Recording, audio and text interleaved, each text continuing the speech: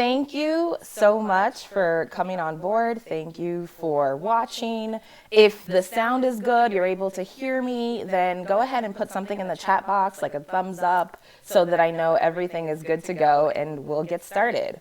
All right, so again, thank you so much for tuning in. Thank you for following. Let me know how you got here. Was it through Twitter, Instagram, Facebook? How did you find the channel? Go ahead and write that in the chat and let me know what brought you here. Now, also, if you could let me know what country are you from? Where are you hailing? Where are you watching this stream from? That'd be super cool. So go ahead and write that in the chat as well. So briefly, a little bit about myself. My name is Ethlyn, and I am originally from Sierra Leone. I was born in West Africa, moved to the U.S. years and years ago.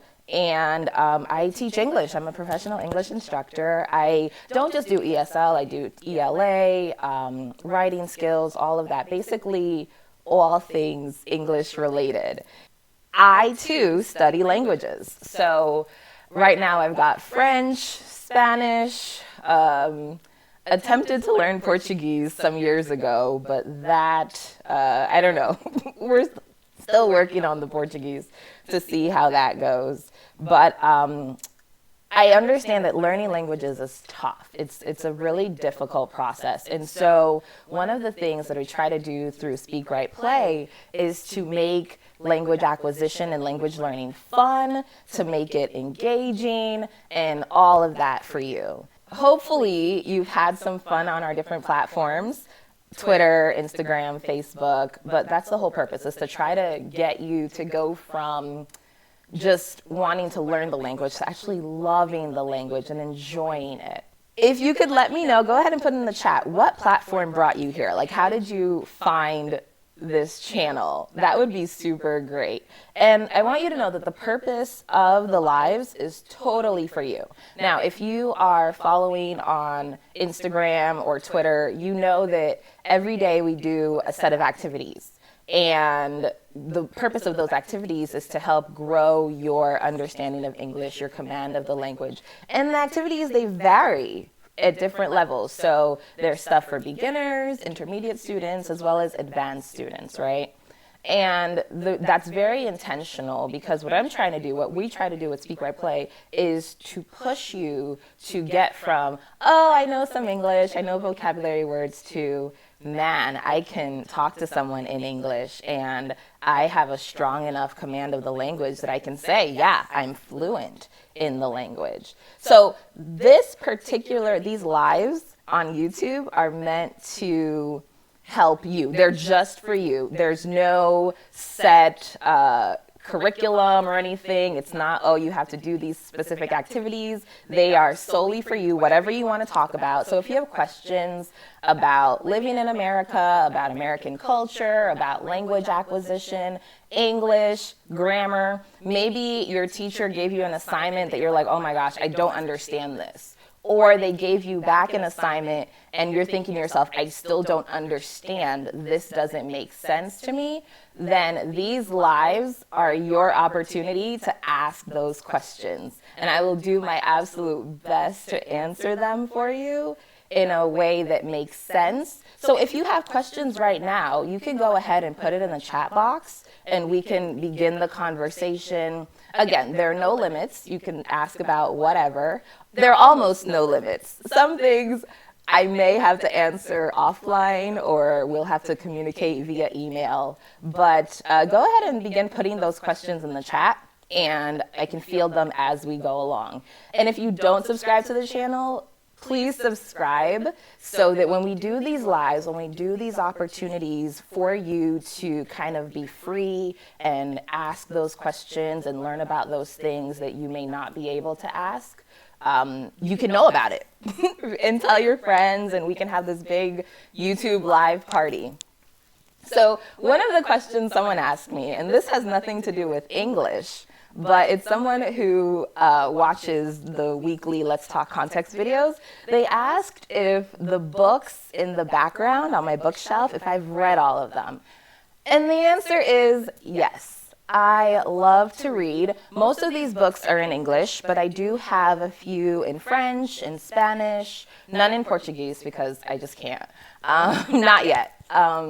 But yes, all of these books, I've read them at least once. There are other books on other bookshelves in my home that I haven't read as yet, but I would probably say about 90 to 95% of the books that I own, I've read at least once. Okay. Enough about me. Let's go ahead and answer some of these questions. And again, if you have any questions, anything that you want to ask, go ahead and put it in the chat, and I can answer them as we go along. This probably isn't going to be a very long live because it's the first one, but please, anything that you want to know, now is the time to ask. So the first question. Do Americans always speak in idioms and expressions? Okay, so here's the thing with English, American English, all of that. And I think it's applicable to other languages and other cultures, but I'm only speaking from an American English standpoint. I would say a lot of the times the idioms, expressions, phrasal verbs, and all of that, it's solely based on the context. And that was the motivation for starting this channel of let's talk context. It's not enough to just know the expression, it's raining cats and dogs. The most important part of knowing that expression is being able to use it in a time that's appropriate. So I would say, yes, Americans and English speakers use a lot of idioms and expressions when they converse. But it's not necessarily that a conversation with an English speaker is going to be riddled with idioms, expressions, and phrasal verbs. I just did it with riddled with. It's not going to, the conversation is not going to be filled with these expressions. Actually, it's only if the context allows for that expression or idiom or phrasal verb to be used, that's when it's going to be used. So my suggestion is to not just learn these expressions and idioms and all of that, but to learn when to use them and how to use them, which is something that I try really hard to tell my clients and students. I'm not going to teach you 100 idioms and phrasal verbs and expressions. That's not the way to really get to English fluency. The way to get to English fluency is take a handful of them and understand when, where, and how to use the expressions, idioms, and phrasal verbs. That's the best advice that I can give you. All right, so I have a poll question. Go ahead in the chat, let me know of the expressions, phrasal verbs, idioms that you're still kind of like, oh my gosh, I don't get it. Why are these English speakers so ridiculous with the way they talk about things? Go ahead and put that in the chat, and I'll try to answer those questions for you. All right, so next, how do I get over my fear of speaking? Well, okay, so I think I'll answer this based on my approach with French. I've been studying French and learning it for over a decade. And there's been a period of time where I haven't spoken French. So I was super nervous the first time I had to really have full-blown conversations with people in French, because I just keep thinking, I haven't spoken in French in years. I've forgotten all the words. I don't know what to say. This is ridiculous. But I think that the way to get over your fear is to just dive right in. Like, just jump in, just start talking. It doesn't matter what you talk about. It can be utter nonsense, utter rubbish. But there's something psychological where it's like, because we're afraid to speak in our target language, it keeps us, it holds us back from actually just talking. Just talk. And what you'll find is the more you just kind of talk, the more comfortable you'll become. Even if it means talking to yourself. I do that a lot with Spanish. I just talk to myself in Spanish, or if I'm watching a movie, I will repeat what the person said, or I'll answer that question, pretending as if the person is talking to me. So that has been very helpful, and I think that that is something you can do to get over your fear of speaking. Just open your mouth and speak, or practice speaking to yourself so that when you have an opportunity to speak to a native person, a native speaker, then your nerves are not as high. The other thing you can do is you can find online resources, online teachers specifically, who offer free lessons or consultations in your target language. And for these videos, for this channel, our target language is English. So find those individuals because they exist. I am an online teacher who offers free consultations and lessons for individuals who they have the English knowledge as far as knowing the words, the vocabulary, and all of that, but they just don't have someone to practice with. So that is what I try to offer. What we do at Speak Write Play on our platform is once every quarter, once every 3 months, we offer the Give the Gift of Language giveaway. And basically that's just because we understand that some people don't have access to native speakers, we provide that to you. And so you can win a month of free English conversation lessons or 2 months. Sometimes you can win a writing class. It just kind of depends when the giveaway is, what the giveaway is for that quarter. Yeah, but you have options. Go ahead and subscribe. Follow on Twitter, follow on YouTube or Instagram, and when the giveaway period time comes, please participate, because I'll tell you, some of the past giveaway winners, they tell me, oh my gosh, this is the best. And I'm not just tooting my own horn. It's a way for you to get real life practice with a native speaker, to work on your conversation skills. So with that said, what are you most afraid of when speaking in English? I've worked with people from Saudi Arabia, Spain, Italy, most recently Croatia. I had my first client from Croatia, which was pretty cool. And so what makes you nervous? What is it about speaking in English that kind of sets you on edge? I want to know, because again, with Speak Write Play, what we try to do is make this process easier for those specifically who have the knowledge but are not necessarily applying that in the form of conversation or regular conversation. So what part of the process is the most challenging for you? Let me know, because maybe there's a way that we can come up with activities or exercises online, totally free, to help you in that process. Again, if you're just joining, this is no holds bar, so you can write any question you want. Go ahead and put it in the chat. This is an opportunity for us to converse, for you to learn some things. It can be a question about culture, language acquisition, anything at all. There are no limits. This is your time. So go ahead and put those questions in the chat. So the next question about English and language and all of that. So there's been a lot of talk right now about coronavirus. And what I want to do is, I don't want this to become a conversation about coronavirus.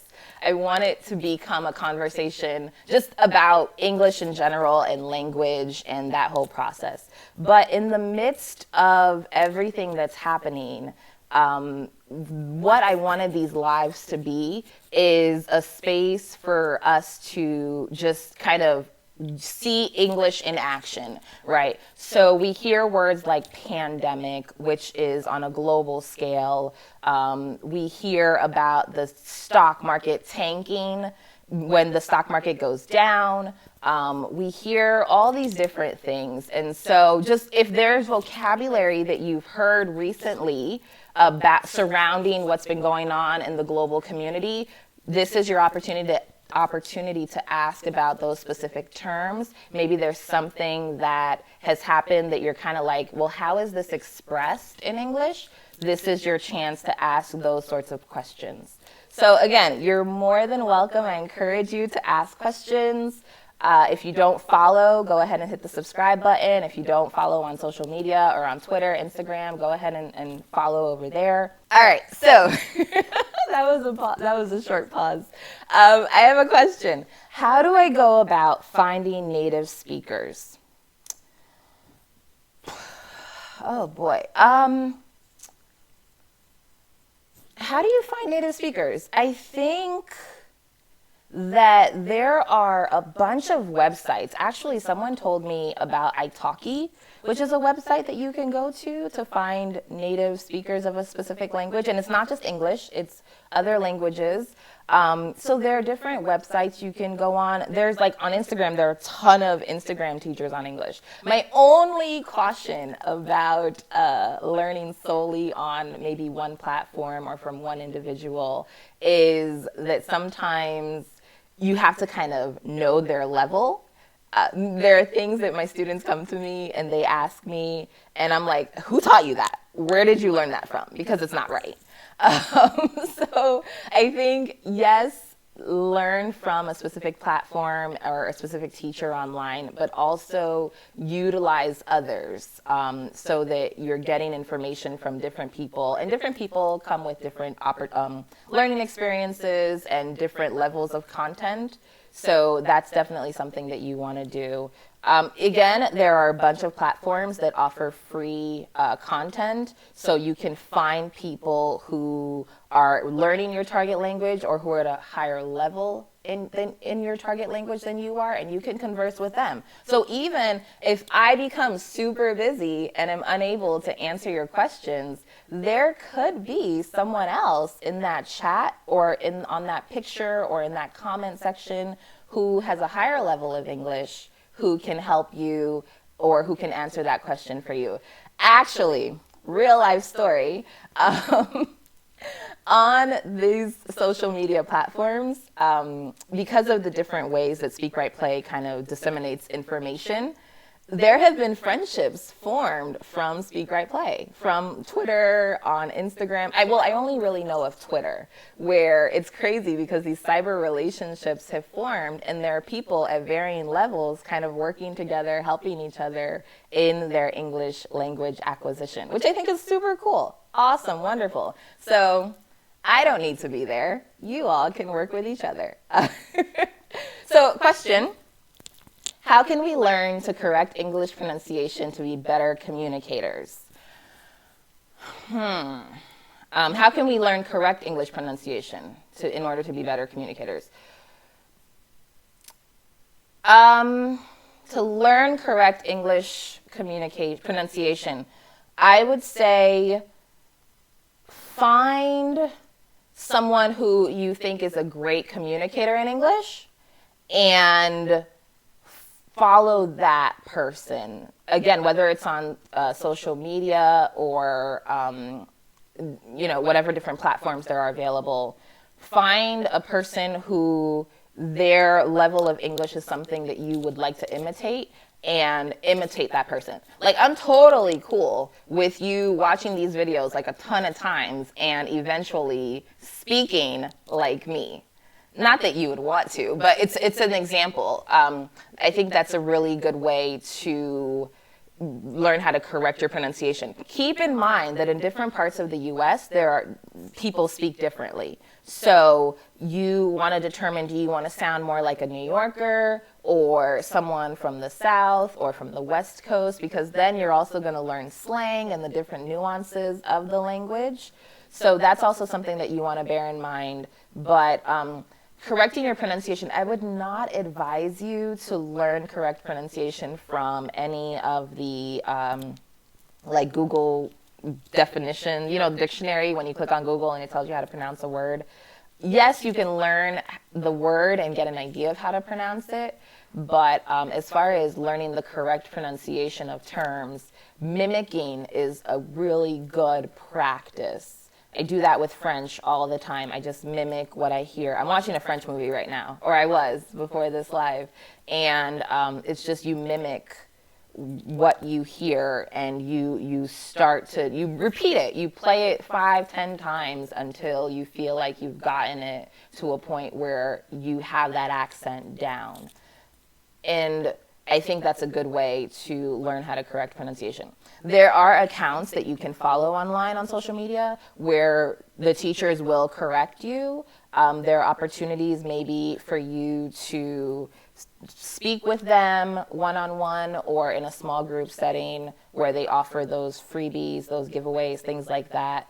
And ask them to correct you. If you are able to go into like a cafe or some, well, a lot of people aren't leaving their homes right now, but if you, when we are able to leave our homes again, if you're able to go to cafes and things like that, tell people first and foremost, you know, I'm learning English, I want to practice my English, please correct my pronunciation.